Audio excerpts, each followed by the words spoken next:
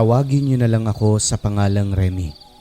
Wala ni isang palatandaan tungkol sa nakaambang panganib sa aming magkakaibigan, sapagkat punong-puno ng kasiyahan ang aming ginawang pagbakasyon na iyon. Naganap po ito nang minsang sumama kami sa aming kaibigan sa probinsya nito na tawagin na lang natin sa pangalan na Junie. Matagal-tagal na rin na naging kaibigan namin ang taong ito. Pasulput-sulput lang siya sa barangay namin. Nag-aaral pa lamang kami sa kolehiyo. Nakilala na namin siya hanggang sa makagraduate na kami at magkaroon ng kanya-kanyang trabaho. Sa kabila ng abala sa mga trabaho ay nagkikita pa rin kaming magkakaibigan. Hindi natigil ang aming komunikasyon. Si Junie, bigla-bigla na lang yun susulpot sa mga inuman namin. Manglilibre yun. Pero sa umaga hindi mo yun makikita. Abala raw siya sa kanyang mga negosyo sa iba't ibang lugar. Tuwing may pagkakataon ay nagsama-sama talaga kaming magkakaibigan, lalo na tuwing bagong sahod. Mahilig kami sa mga folk house, Sir Alex. Mga folk songs na talaga namang ang sarap lang sa tenga. Na talaga naman hindi mapapantayan ang mga sinaunang kanta kumpara ngayon. Nang minsang mag-inuman kami ay aming napag-usapan ang tungkol sa plano ng kaibigan namin na si Junie, na ayon sa kanya ay magbabakasyon daw siya sa kanilang probinsya. Nabanggit kasi nito na malapit na ang piyesta sa kanilang lugar. Sa tuwinang magkakasama kami ay madalas niya po kasing ikinukwento kung gaano kasaya at kaganda ang lugar nila. Naalala ko pang tanong ko noon sa kanya, "Probinsya ba ng tatay mo yan, pre?" Sa nanay ko. Pero matagal na kaming hindi nakatira roon. Pauwi-uwi lang kapag fiesta. Hindi ko na nga matandaan kasi bata pa lang ako nung lumipat kami rito. Kapag fiesta, nagbabakasyon pa rin kami. Minsan kasama ko pa nanay ko Kapag fiesta lang.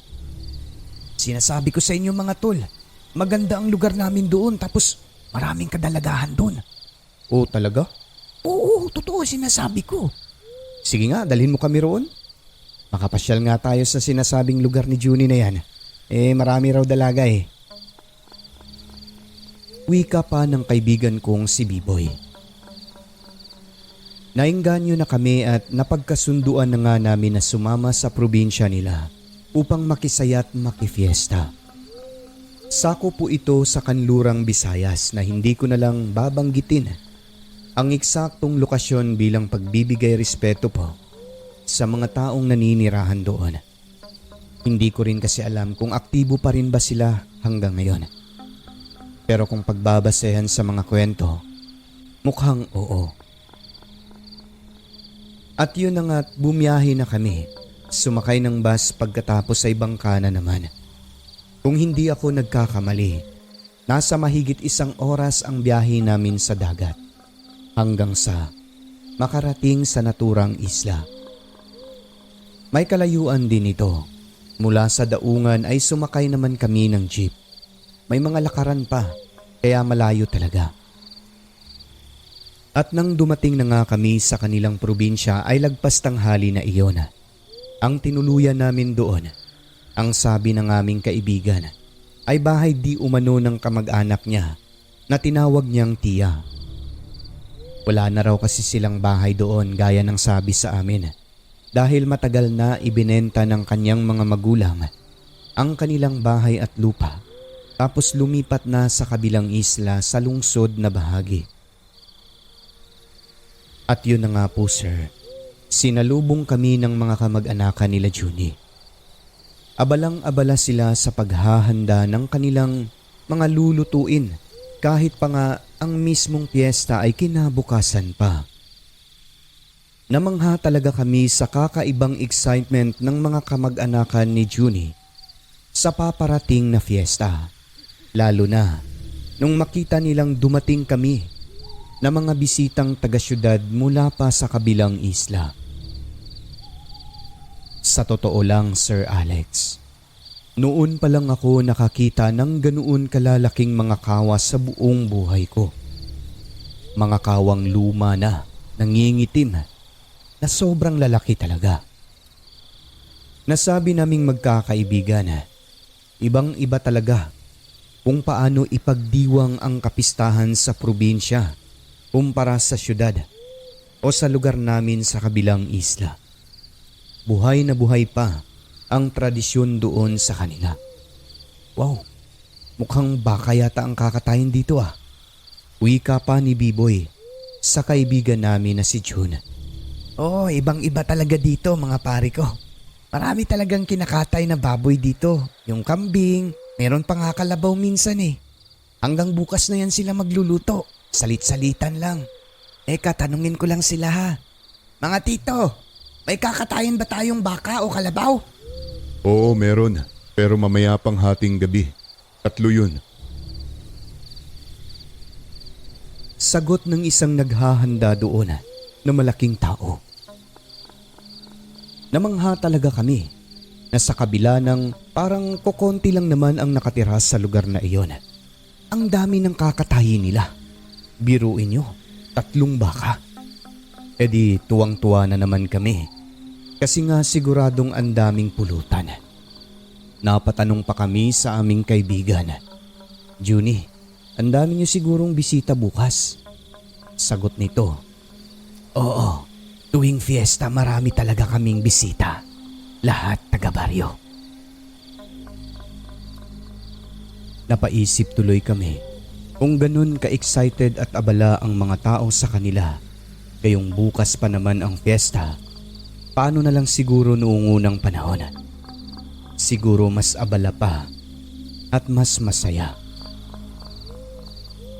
Ang hindi namin nabatid, Sir Alex. Kami na pala ang tinutukoy nila na 3 kakatayin. Ngunit mabait ang tadhana sa amin. Hindi kami pinabayaan ng Panginoon. May mga lalaking nagtatagay na roon. Ang iba naghihiwa sa kanilang ihahalo sa kung anong kakatayin. Nilapitan kami nung isang malaking tao na may bitbit na itak at inayang magtagay. Tumanggi muna kami. Gawa ng kakarating lang namin noon mula sa malayong biyahe. Isa pa, wala pang laman ang aming mga sikmura. Gutom na rin. Kaya kumain na lang muna kami. At habang masayang kumakain, ipinakilala kami sa mga kamag-anakan ni Junie. Ang napansin ko pa sa mga kamag-anakan niyang may mga edad. Tititigan ka mula ulo hanggang paa, tapos ngingiti. Pansin ko talaga iyon lalo na nang makita niya ang kasama naming si B-Boy, na malusog ang pangangatawan. Hinawakan pa nga ang kanyang braso noon eh. Pinisil pagkatapos ay ngumiti. Nagtaka si B-Boy noon pero hindi niya binigyan ng maling kahulugan. Sabi naman nung kanyang tiyahin, kumain lang kayo dyan, bukas pa naman ang fiesta kaya ngayon pa lang mag-enjoy na lang muna kayo dito sa lugar namin. Sige po ante, thank you po. Matapos nga naming kumain ay agad na kaming nagpahinga at nagkwentuhan. Sinabi sa amin ni Junie na mayroon umanong napakagandang paliguan doon na hindi kalayuan. Na ayon pa sa kanya, masarap daw maligo at dahil sa mga ignorante nga pagdating sa kalikasan ay parang mga bata lang na gusto agad magpunta. Nagpaalam kami sa kanyang tiyahin. Pinaalalahanan pa kami nito mag-iingat at hanggat maaari ay huwag kami masyadong lumikha ng ingay roon. Baka raw, mayroong ibang hindi nakikita ng aming mata. Sa sinabi nito, medyo nakaramdam kami ng kaonting kaba. Dahil sa hindi naman na bago sa amin ang tungkol sa mga engkanto na yan, mga kwentong katatakutan, ay hindi masyadong nakaapekto sa amin yon. Kasi sa totoo lang, Sir Alex, Hati rin talaga ang opinyon ko tungkol sa mga kababalagan. Buhat ng hindi ko pa naman ito napapatunayan sa aking sarili kung ito nga ba ay totoo o hindi. Nagpaalam na rin kami sa mga pinsa ni Dodong at mga kadugo niyang naroon. Maliligo na lang muna kami. Sige, mag-iingat kayo mga Chuy. Tamang-tama naman na may mga naluto na rin na pagkain nun kaya nagdala kami ng baon. Dumaan muna kami sa maliit na tindahan, bumili ng alak, pagkatapos ay dumiretsyo na sa aming paroroonan na talon. Medyo malayo rin pala ito kasi malayo ang nilakad namin. Hingal na hingal kaming tatlo dahil unang beses makasubok ng daanang paahon at palusong. Pero si Junie, akala mo wala lang. Dire-diretso lang ito. Sanay na sanay. Pagdating na nga namin sa mismong paliguan ay talaga namang namangha kami sa sobrang ganda nito. Maliit lang siya na talon, Sir Alex. Kayo kung may ideya kayo kung saan itong maliit na talon, kayo na lang pong bahala. Maraming puno at mga halaman paligid na animoy, hindi palaging dinadaanan ng mga tao. Tahimik ang lugar sobra, na tanging mga ibon lang ang maririnig mo. At yung lagaslas ng tubig. Dahil na rin sa aming kasabikan ay, agad na kaming lumusong sa tubig na akala mo'y may yelo. Sa sobrang lamig nito. Wow, sabi ko pa, ang lamig at ang sarap maligo rito. Tuwang-tuwa kaming tatlong magkakaibigan. Sumagot naman si Junie at sabi niya, "O diba? Sabi ko sa inyo ang ganda rito." Oo nga, kung ako sa'yo Jun, kung ganito man lang kaganda yung lugar na ito, talagang hindi ako papayag na umalis kami sa lugar na ito. Parang paraiso na to .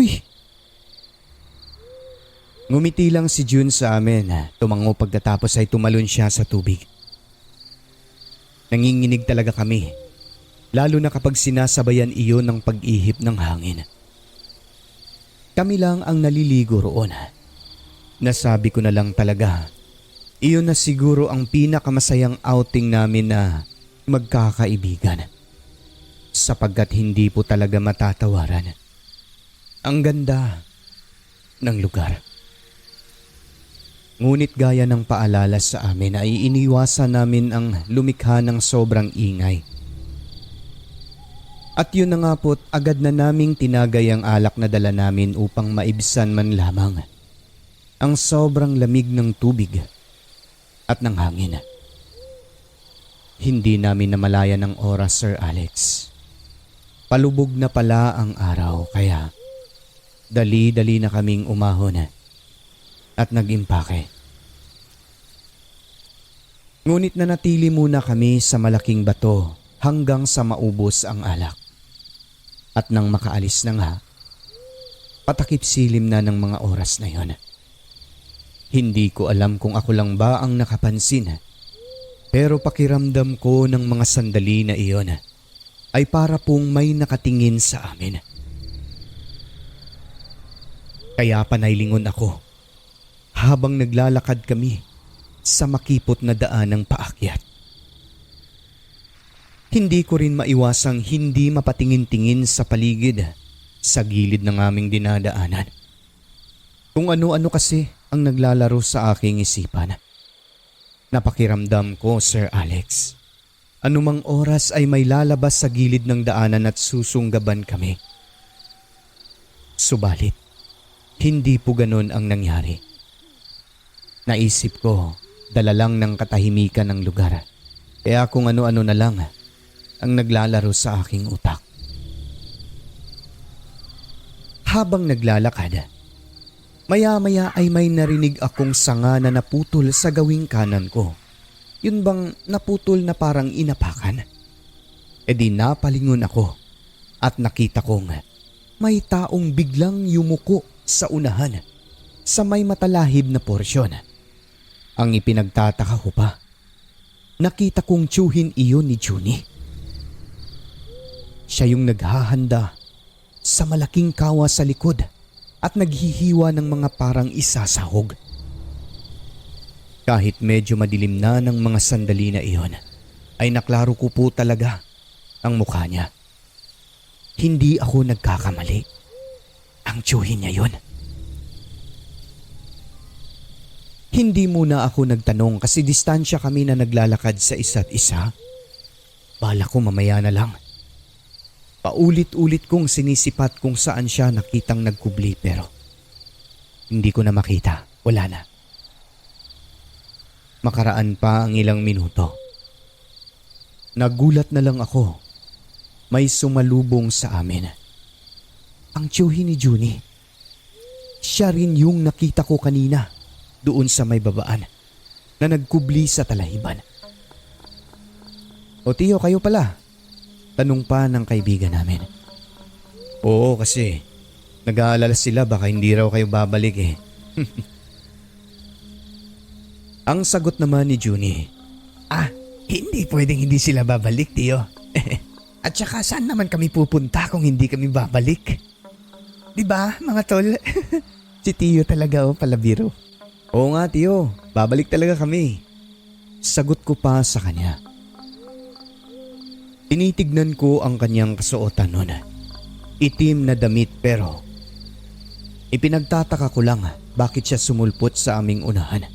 Siya yung nakita kong nagkubli kanina eh. Basta naguguluhan ako ng mga sandali na yon. Noong nasa unahan na ang tiyuhin niya na mabilis naglalakad, dito na ako nagtanong sa kaibigan namin. Junie, yung tiyuhin mo kanina ba? Oh, bakit? Kasi nakita ko siya kanina. Parang siya talaga eh. Saan? Doon sa gilid, sa may baba. Nagkubli siya sa gilid. Yung mga mahabang talahib ba? Namalikmata ka lang. Sagot niya sa akin. Malikmata ba yun? Kasi katulad din yung suot niya eh. Magkatulad talaga, itim. Nako, pinaglalaroan ka na dyan. Natatandaan mo paalala ni Tia? Kasi maraming engkanto rito. Alam mo naman yan. Kaya nilang mag-anyong tao na kamukha ng gusto nilang gayahin. Kung sa bagay, Kaya magmadali na tayo. Tara na. di nagmamadali na kami hanggang sa marating namin ang bahay ng kanyang tiyahin. Pagkakita nila sa amin, ayun, pansin ko talaga. Ang mga kilay nilang nakayuko ay bigla na lang tumaas. Yun bang masaya? Para bang nakakita ng artista, Sir Alex, kasi pag nasa malapit ay hindi naman makatitig ng diretso sa aming mga mata. Na para bang nahihiya. Tapos palaging pinipisil ng isang matanda roon ang braso ni Jimboy na di ko alam kung nakukyutan ba siya sa kaibigan naming ito o dahil lang malusog ang pangangatawan niya. Patuloy pa rin ang mga tao sa kanilang ginagawa. Masayang masaya ang mga ito. Halatang sabik na sabik. Lalo na nung dumating kami. Marami na ang mga nagiinuman. Sinabi nila, kumain na kami pero tumanggi dahil nga busog na kami. Nag-inuman na lang po kami, Sir Alex, sa katabing mesa.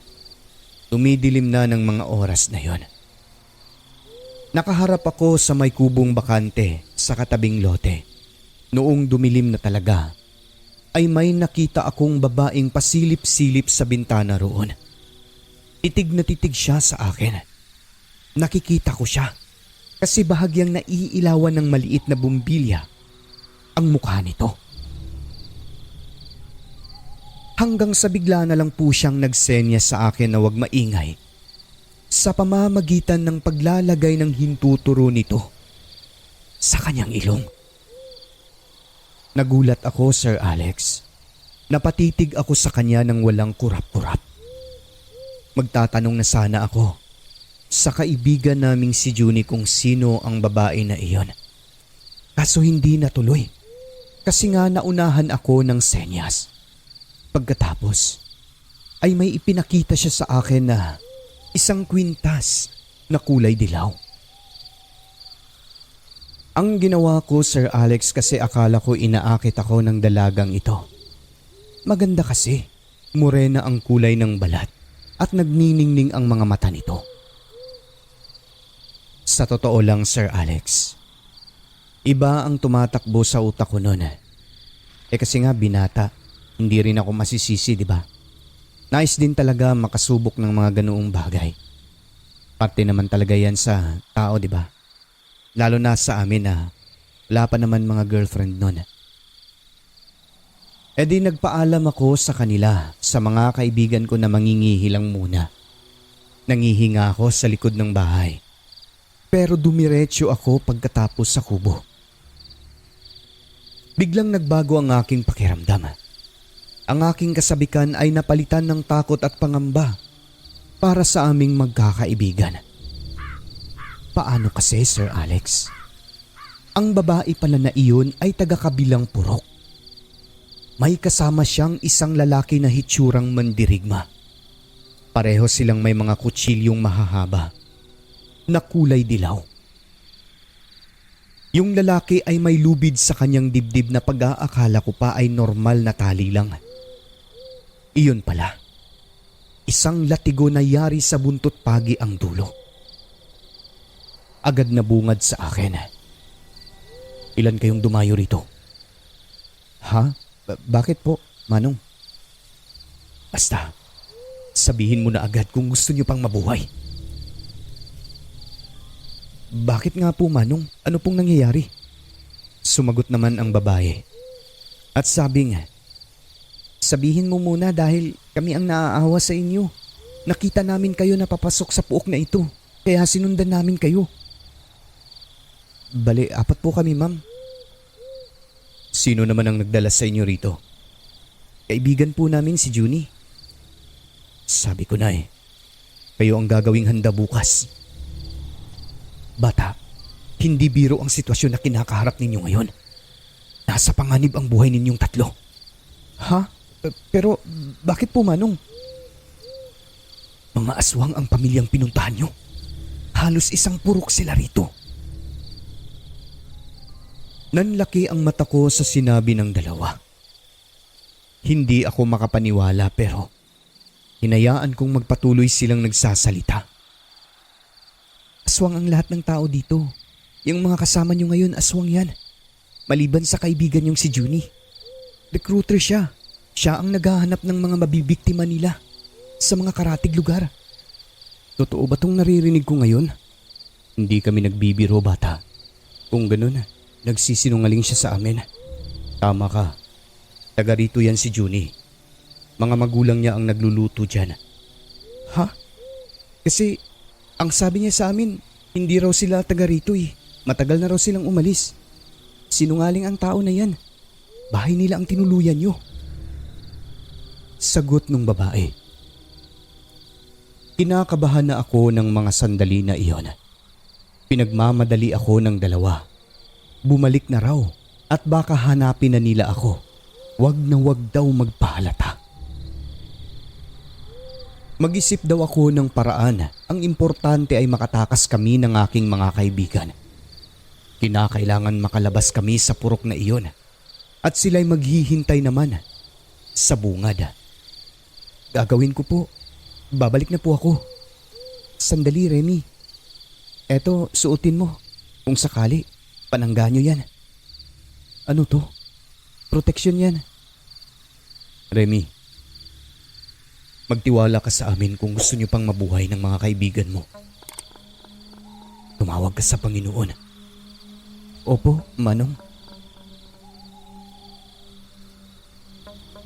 Sa totoo lang, Sir Alex, noon pa lang ako nakaramdam ng ganoon katinding takot sa tanang buhay ko. Kaya kahit nangangatog na, ay sinikap kong pakalmahin ang aking sarili. Bumalik na ako sa aming mesa. Pasimple lang na akala'y walang nangyari. "Oh, ang tagal mo naman mangihi," tanong ni Junie sa akin. Medyo tinamaan ng konti kasi alam mo naman, nag-inom na tayo kanina sa may talon. Konti lang naman yun eh. Nanibago, siyempre malamig ang klima rito. Mag-inuman pa tayo ng matindi ngayon. Ihanda nyo yung mga sarili. Diyan muna kayo at mangingihi lang ako. Pag-alis ni Junie papunta sa likod ng bahay nila, ay agad kong sinabihan ng aking tatlong kaibigan. Una, hindi sila naniniwala, Sir Alex. Pero tinuro ko sa kanila ang kubo kung saan yung babae at yung kasama nitong lalaki. Nakita rin nila. Sumenyas pa na umalis na sa pamamagitan ng kanilang mga kamay. Nang ikutin namin ang paningin sa palibot, nakikita naming hinahanda na ng mga tao ang nagsisilakihang itak at tadtaran. Kung wala kang kamalay-malay, aakalain mo talagang hayop lang ang kakatayin nila. Gawa ng sinabi nga nila na 3 baka umano ang kanilang itutumba. Pero kami na pala. Nagkunwari kaming lasing 3, Sir Alex. Dinudukot namin ang aming mga lalamunan para lang makapagsuka. Nagpapanggap. Nang makita kami ng tiyahin at tiyuhin ni Junie, pinapasok nila kami sa kwarto.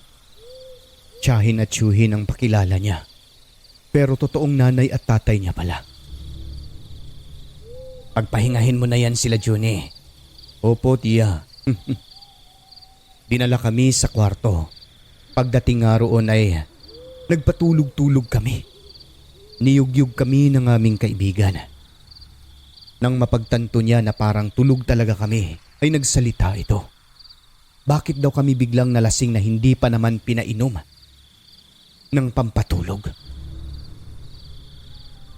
Alam ko na. Baka nilagyan ni nanay mga alak nyo kanina.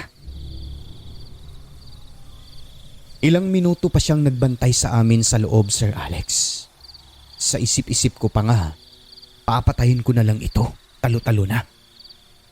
Pero ilang sandali ay lumabas siya. Maaga pa naman noon, wala pang 8:00 ng gabi. Paglabas niya ay agad akong tumayo, Sir Alex, at nilak ang pintuan.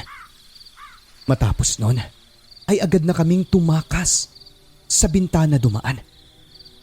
Nang makasigurong walang nakabantay sa likod, ay tumakbo na kami. Dala pa rin namin ang aming mga gamit sa pagtakas. Sinundan ko lamang po ang turo ng babae at lalaki na nagtulong sa akin upang hindi kami mapansin ng mga tao sa purok na iyon. Kahit nagkasugat-sugat na ang mga kamay namin na magkakaibigan, gawa ng hindi naman po daanan ng tao iyon. Nasasabit kami sa mga matutulis na sanga. At tuloy pa rin ang pagtakbo namin, makaligtas lang sa tiyak na panganib at kapahamakan sa lugar ng mga aswang. At nung malayo na po kami, ay narinig po namin na parang nagkagulo ang mga tao sa bahay nila Junie. Tila nagkaroon sila ng kumusyon doon. Tapos yung kaisa-isang ilaw ay pinatay na. Yun daw po ay hudyat. Nakakatayin na sana kami kaso pag-akyat siguro nila sa kwarto ay wala ng tao kaya nagkagulo silang lahat. Patuloy lang kami sa pagtakbo hanggang sa sinalubong na nga kami ng lalaki at yung babae na kausap ko. May mga kasama na rin po silang mga kalalakihan. Akala pa nga ng 2 kasama ko, mga aswang sila, pero sabi ko hindi dahil sila ang nagtimbre sa akin para makaligtas kami. Dinala nila kami, sir, sa kanila. Doon ay pinakalma.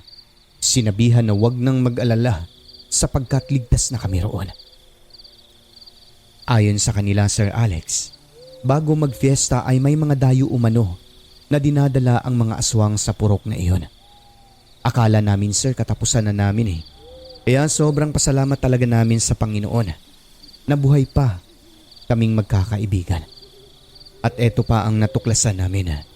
Ang mga aswang daw doon, ang iba ay opisyal ng barangay kaya hindi basta-basta nagagalaw. Sa nangyari, talagang napaluha na lamang po kami. Matatanggap ko pa siguro kung mamamatay ako sa normal na paraan. Wag lang yung ganon nakakatayin ka tapos gagawing pagkain ng mga aswang ang iyong katawan. At kwento pa nila Sir Alex, noong nakaraang taon lang daw, magkasintahan ang biniktima ng mga aswang sa naturang lugar. Pareho umano yung kinatay. Kada taon, meron at meron daw talaga pero marami rin silang natulungan doon gaya namin na muntik na ring maging pagkain. Yun naman ay kapag nabantayan nila na may dayong dinala. Matapos noon Sir Alex ay talaga namang hindi na kami bumalik sa naturang lugar. Hinanap namin si Junie. Hindi na nagpakita. Isa siyang napakasinungaling na tao. Nagpapanggap na mabuting kaibigan. Yun pala, naghahanap ng pwede nilang mabiktima. Kaya pala sa aming magkakaibigan, siya lang ang hindi nagsasabi kung saan siya nakatira sa syudad. Hindi pala talaga totoo na taga-syudad siya. Nagpapanggap lang upang makakuha ng mabibiktima at para may makatay sila sa araw ng kanilang fiesta.